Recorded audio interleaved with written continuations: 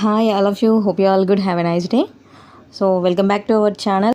మన ఛానల్ని కొత్తగా విజిట్ చేస్తున్న వాళ్ళైతే ఇప్పుడే డైలీ అప్డేట్స్ కోసం మన డివిఆర్ ఛానల్ని సబ్స్క్రైబ్ చేసుకోండి. సో ఫ్రెండ్స్, ఈరోజు మనకి దాదాపు 5 క్వశ్చన్స్ వరకు ఎకనామీ రిలేటెడ్ క్వశ్చన్స్ ఉన్నాయి.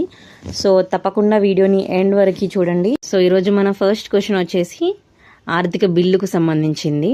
సో 2025 ఆర్థిక బిల్లుపై మార్చి 25న లోక్సభలో జరిగిన చర్చలో భాగంగా ఆర్థిక శాఖ మంత్రి నిర్మలా సీతారామన్ గారు వేటిపైన జీఎస్టీని మినహాయిస్తున్నట్లు పేర్కొన్నారు. మనకి జీఎస్టీ అనేది కొన్ని వస్తువులపైన విధించేటటువంటి పన్ను కాబట్టి దీనికి అంటే జీఎస్టీని ఒక ఐటెం పైన మినహాయిస్తున్నట్లుగా అంటే దాదాపు 30 సవరణలు చేశారు. నిన్న జరిగినటువంటి లోక్సభ చర్చలో భాగంగా ఆర్థిక బిల్లుని నిన్న లోక్సభ అనేది ఆమోదించింది. ఎట్లా అనంటే 30 సవరణలు చేసి ఆర్థిక బిల్లుని లోక్సభ అనేది ఆమోదించింది. అందులో జీఎస్టీని ప్రసాదాలపైన మినహాయిస్తున్నట్లుగా మనకి ఆర్థిక శాఖ మంత్రి నిర్మలా సీతారామన్ గారు పేర్కొన్నారు. దేనిపైన? ప్రసాదాలపైన. ఏ పన్నుని? జీఎస్టీ పన్నుని మినహాయిస్తున్నట్లు మనకి పేర్కొన్నారు. Second question. సో ఈరోజు మన సెకండ్ క్వశ్చన్ వచ్చేసి పర్యాటక అభివృద్ధిలో పాటు పచ్చదనం పెంపు, వన్యప్రాణుల సంరక్షణ లక్ష్యంగా 1500 కోట్లతో దేశంలోనే తొలి నైట్ సఫారీని ఏ రాష్ట్రం అభివృద్ధి చేయనుంది?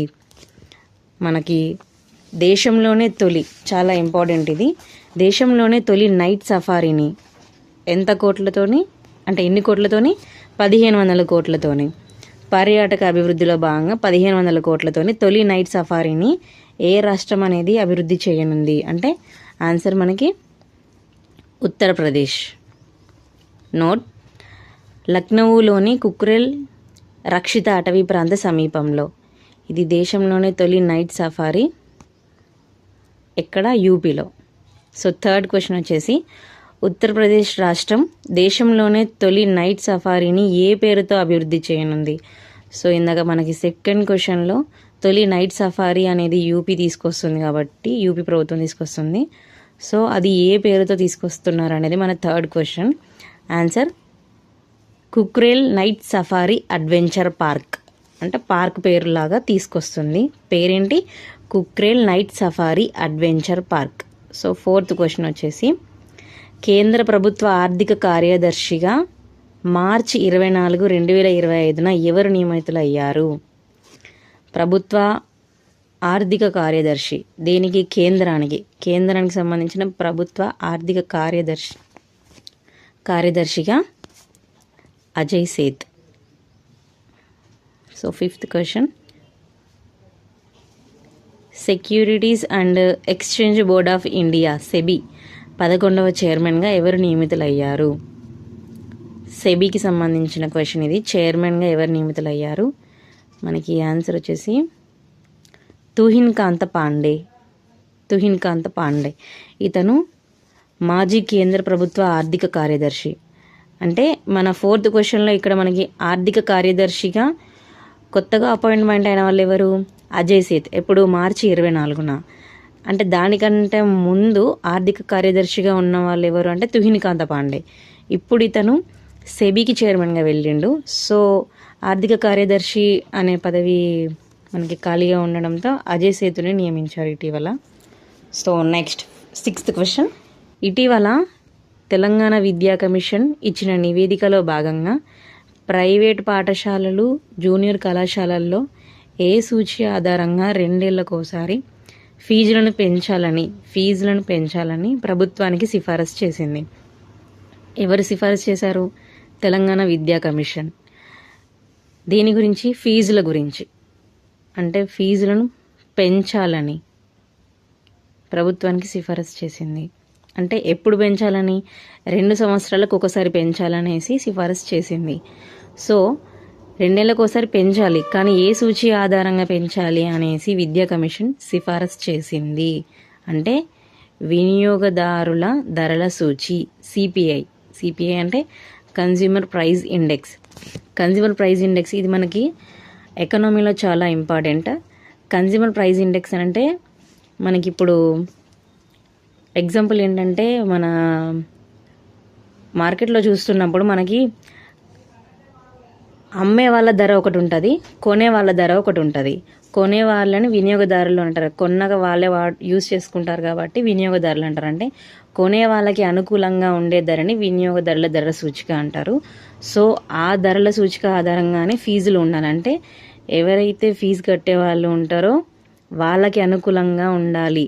సో ఇది ఎట్లా డిక్లేర్ చేస్తారు ఫీజులు అనేవి అని అంటే, రాష్ట్ర స్థాయిలో ఫీజుల నియంత్రణ కమిషన్ని ఒకటి ఏర్పాటు చేయాలి. అండ్ తరగతుల వారీగా ఫీజు అనేది నిర్ణయించాలి. ఎట్లా అనంటే దానికి ఒక 15 ఇండికేటర్స్ తీసుకుంటున్నారు. ప్రధానంగా 15 రకాల కొలమానాలు తీసుకొని తరగతుల వారీగా ఫీజు అనేది నిర్ణయిస్తారు. విద్యార్థి ఫీజుకు రెట్టింపు మొత్తాన్ని యాజమాన్యంతో చెల్లించాలి. అంటే ఒకవేళ మనకి విద్యా కమిషన్ సిఫారసు చేసినటువంటి సిఫారసులని స్కూల్స్ మన జూనియర్ కాలేజెస్ అనేవి కనుక పాటించకపోతే ఖచ్చితంగా విద్యార్థి చెల్లించాల్సిన ఫీజుకు రెట్టింపు మొత్తాన్ని యాజమాన్యం అనేది చెల్లించాలి అనేసి మనకి సిఫారసు చేసింది ఎవరు, విద్యాశాఖ కమిషన్. So 7th question, Adileela foundation ఆధ్వర్యంలో తొలిసారిగా 2025లోనే డాక్టర్ మనోహర్ లోహియా సామాజిక న్యాయ పురస్కారాన్ని ప్రారంభించారు. అయితే ఈ అవార్డుని ఎవరు పొందారు? ఇది ఫస్ట్ టైం 2025లోనే ఇస్తున్నటువంటి పురస్కారం, చాలా ఇంపార్టెంట్. ఇది Adileela foundation Adileela foundation first time 2025లోనే ఇస్తున్నారు. పురస్కారం పేరేంటి? రామ్ మనోహర్ లోహియా సామాజిక న్యాయ పురస్కారం. ఇది ఎవరు పొందారంటే డాక్టర్ వకులాభరణం కృష్ణ మనోహర్ రావు. ఫస్ట్ది అన్న వకులాభరణం కృష్ణ మనోహర్ రావు గారే. అండ్ 2025లో ఇచ్చినటువంటిది అన్న కూడా వకులాభరణం కృష్ణ మనోహర్ రావు. ఎందుకంటే ఈ ఇయర్లోనే ఫస్ట్ టైం ఇస్తున్నారు ఇది. ఇతను ఎవరు అంటే బీసీ కమిషన్ మాజీ చైర్మన్. సో మన 8th క్వశ్చన్, కేంద్ర వ్యవసాయ రైతు సంక్షేమ శాఖ పరిధిలోని ప్రధానమంత్రి ఫసల్ బీమా యోజన ముఖ్య కార్యనిర్వాహక అధికారి సిఇఓగా ఎవరు నియమితులయ్యారు? సో ఇది మనకు ఒక పథకానికి సంబంధించినటువంటి దానికి సిఇఓగా ఎవరు నియమితులయ్యారు అంటే ఆన్సర్ ముక్తానంద్ అగర్వాల్. పథకం పేరేంటి? ప్రధానమంత్రి ఫసల్ బీమా యోజన. ప్రధానమంత్రి ఫసల్ బీమా యోజనకి సిఇఓగా ఎవరు నియమితులయ్యారు? Muktanand Agarwal. So 9th question, Singapore వివిధ రంగాలలో ప్రతిభను కనబరిచిన మహిళలకు అందించే హాల్ ఆఫ్ ఫేమ్ అవార్డు 2025 ఎవరు పొందారు? ఇది సింగపూర్ నుంచి ఇచ్చినటువంటి అవార్డు. 2025కి దీనికి ఎవరు ఎంపికయ్యారు అని అంటే కమలాదేవి అరవిందన్. అవార్డు పేరేంటి? Hall of fame award 2025, Kamaladevi Aravindan. ఇది ఎక్కడికి అంటే ఏ దేశానికి సంబంధించింది? సింగపూర్ కంట్రీకి సంబంధించినది. సో మన 10th క్వశ్చన్, పార్లమెంటరీ వ్యవహారాల మంత్రిత్వ శాఖ ఏ సూచి ఆధారంగా పార్లమెంటు సభ్యుల వేతనాలను దాదాపు 24% పెంచుతున్నట్లు ప్రకటించింది? సూచికి సంబంధించింది ఈ క్వశ్చన్ కూడా. సో ఇది పార్లమెంటరీ వ్యవహారాల మంత్రిత్వ శాఖ పార్లమెంటు సభ్యుల వేతనాలని ఏ సూచి ఆధారంగా పెంచుతున్నాము, ఎంత పెంచుతున్నాము? 24%, దాదాపు 24% పెంచుతున్నట్లు పేర్కొన్నారు. ఏ సూచి ఆధారంగా అంటే ఆన్సర్ ద్రవ్యోల్బణ సూచి. సో ఇక్కడ కొంచెం ఇన్ఫర్మేషన్ ఇచ్చిన బ్రీఫ్గా. దీంతో ఒక్కో ఎంపీ వేతనం నెలకు 1,00,000 నుంచి 1.24 lakhsకి పెరగనుంది. సిట్టింగ్ సభ్యుల రోజువారీ భత్యం 2,000 నుంచి 2,500 వరకు చేరనుంది. మాజీ ఎంపీల పెన్షన్ రూపాయలు 25,000 నుంచి 31,000కు పెంచుతున్నట్లు వెల్లడించింది.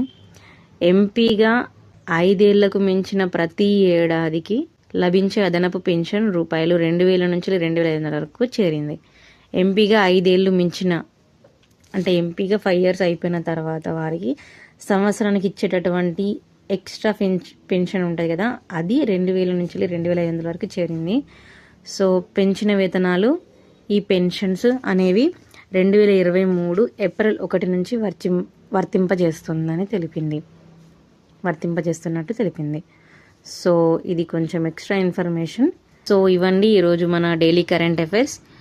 వీడియోని ఎండ్ వరకు చూసిన వాళ్ళు ఖచ్చితంగా వీడియో ఎలా ఉందో కమెంట్ చేయండి. అండ్ నెక్స్ట్ వీడియోలో కలుద్దాం.